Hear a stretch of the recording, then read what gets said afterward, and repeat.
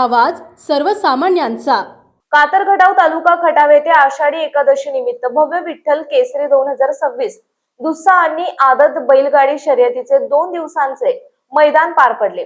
मावळत्या सूर्याच्या साक्षीने अतितटीच्या फायनलच्या लढतीत राजू पाटील आगाशिव नगर यांच्या लक्षा आणि शाहिदभाई मुलानी नातेपुते यांचा सचिन ही गाडी प्रथम क्रमांकाची मानकरी ठरली।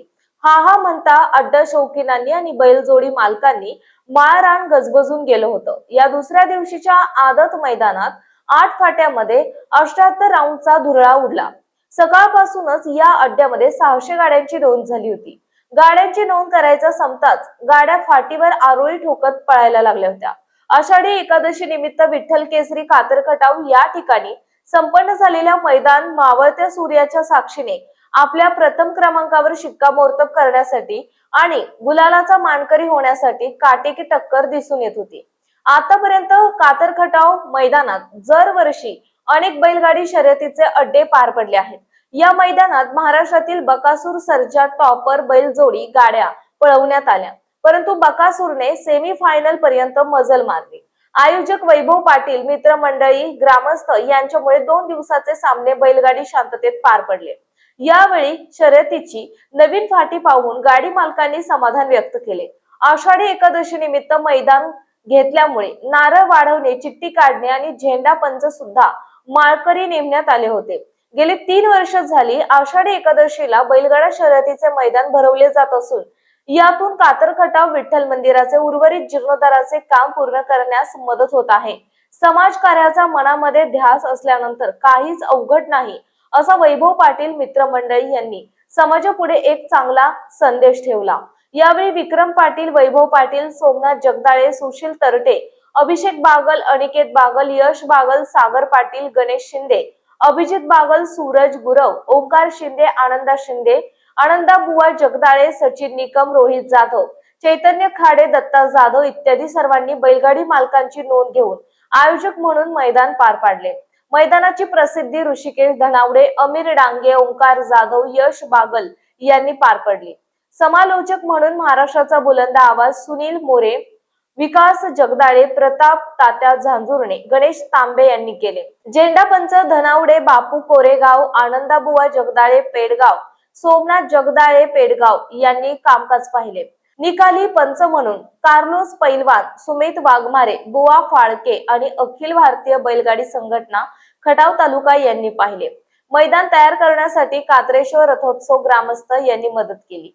अशा तऱ्हेने हातून काहीतरी समाजकार्य व्हावं हाच ध्यास मनात धरून विठ्ठल केसरी बैलगाडी शर्यतीचे जंगी मैदान 3 वर्ष झाली भरवले जात आहे। मैदान पूर्णपणे शांततेत पार पडले। या मैदानात चुरशीची लढत पाहण्यासाठी हजारो अड्डा प्रेमींनी आणि आजूबाजूच्या परिसरातील लोकांनी, अड्डा शौकीनांनी, स्टॉल धारकांनी हजेरी लावली होती। नमस्कार मंडळी, आपण पाहताय मायभूमी न्यूज। आता आपण आहोत कातरखटाव मैदानात। इथे नुकतंच विठ्ठल केसरी 2026 मैदान पार पडलेलं आहे। तर आता आपण इथे आयोजक वैभव पाटील आयोजक आहे, त्यांच्याकडून जाणून घेणार आहोत कसं एक 2 दिवसाचं मैदान पार पडलं, काय सांगाल? नमस्ते।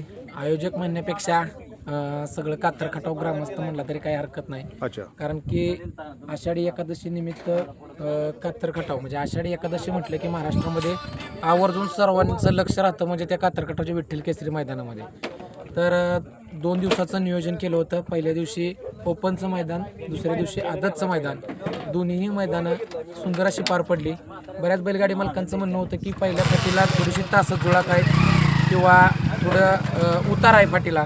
बैलगाडी मालकांच्या आग्रहास्तव आपण नवीन फाटी तयार केली। नवीन फाटीला पण सुंदर असा प्रतिसाद पहिल्यांदाच म्हणजे नवीन फाटी असून सुद्धा एवढा सुंदर असा प्रतिसाद दिला, त्याबद्दल मी कातरखटाव समस्त ग्रामस्थ कातरखटाव यांच्या वतीनं मी सर्व बैलगाडी मालकांचे मनापासून आभार मानेन की आपण म्हणजे पहिल्यांदाच नवीन फाटी तयार करून सुद्धा मैदानावर पळायच्या अगोदर अगदी दिलेल्या बाईटनुसार तुम्ही त्या बाईटवरती विश्वास ठेवून सगळेजण या मैदानासाठी पळण्यासाठी आला, त्याबद्दल मी आपले सर्वांचे मनापासून आभार मानतो।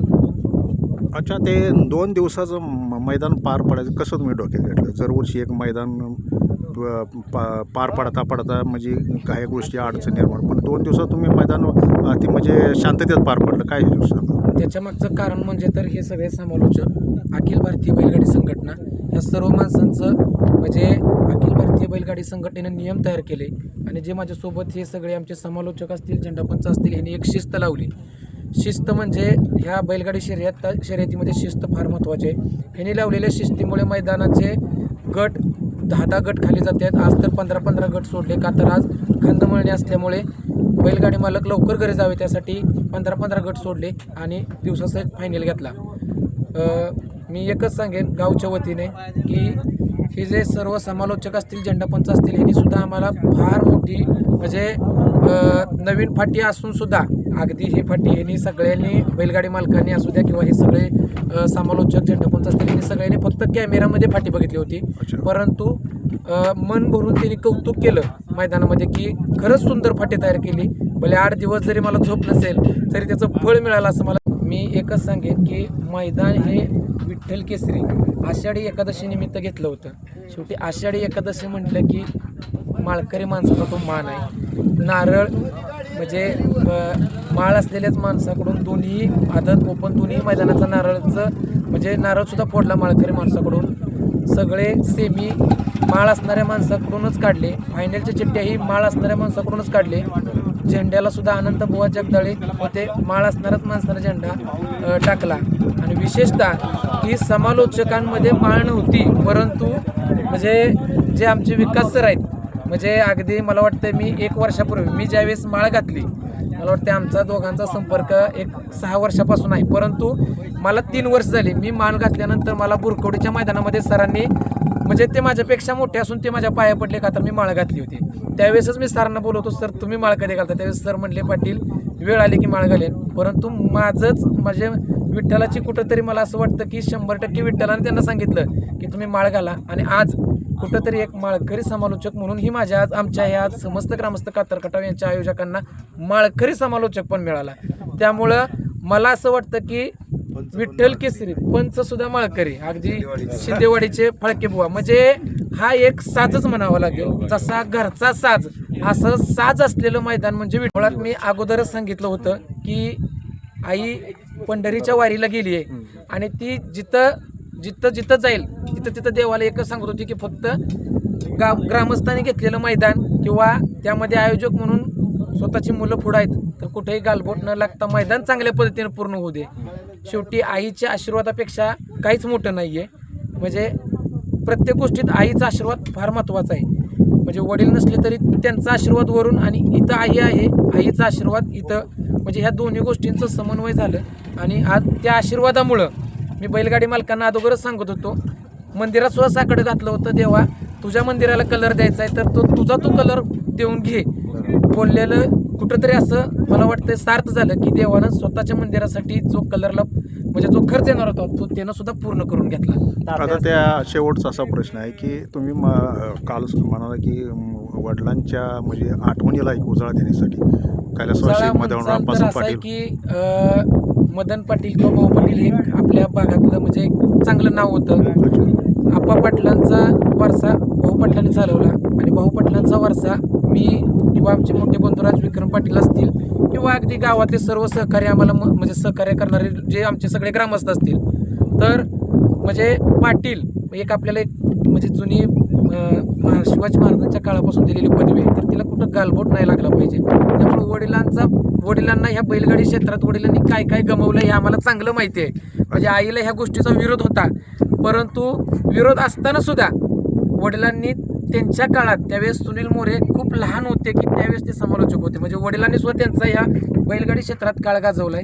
मग त्यांचा कुठंतरी वारसा चालवावा म्हणून आम्ही आपलं हे फक्त आयोजनाचं नियोजन करतो. तात्या फक्त घेण्यामागचा उद्देश आपण बघितला तर समाजकार्य आणि समाजकार्याचा मनात ध्यास घेतल्यानंतर काही शक्य होतं हे आज वैभव पाटलांनी दाखवून दिलं. त्याच्या डोक्यात एकच होतं की माझ्या गावात विठ्ठलाचं मंदिर झालं आणि त्या मंदिराचा तो कलर आपण गावात जर बघितलं तर त्या मंदिराला कलरचं काम नाही, परंतु त्यांनी एक ध्यास घेतला माझ्या हातून काहीतरी समाजकार्य व्हावं आणि त्या उद्देशानं त्यांनी मैदानाचं आयोजन केलं. त्याला सर्वांनी बैलगाडी मालक असतील आम्ही सगळ्यांनी साथ दिली आणि मैदान यशस्वी केलं आणि त्यांच्या या समाजकार्याला आमच्या वतीनं त्यांना सलाम. कसं वाटलं म्हणण्यापेक्षा सगळ्यांनी तर पाहिलंच. आणि बैलगाडी मालकाला केंद्रबिंदू मानून एक सोशल ॲक्टिव्हिटी कात्र खटावमध्ये होते आणि समाजकार्यामध्ये काम करत असताना बऱ्यापैकी सगळ्यांनाच माहिती आहे अडथळे बरेच येतात, पण एक लक्षात घ्या, अडथळे जरी बरे आले तरी मागं पांडुरंग उभा आहे. ते आज यांच्या मैदानातून आपल्याला पाहायला मिळालं. त्यांच्या ज्या उद्देश आहे, जो उद्देश होता की विठ्ठलाचं मंदिर, त्या मंदिराचा जीर्णोद्धार मागील वर्षीपासून आपण करतोय, आज यंदा यावर्षी कलर झाला पाहिजे. तसं बघायला गेलं तर आपण फक्त काळजी केली, काम मात्र पांडुरंगानं पूर्ण करून घेतलं, हे आज निदर्शनास.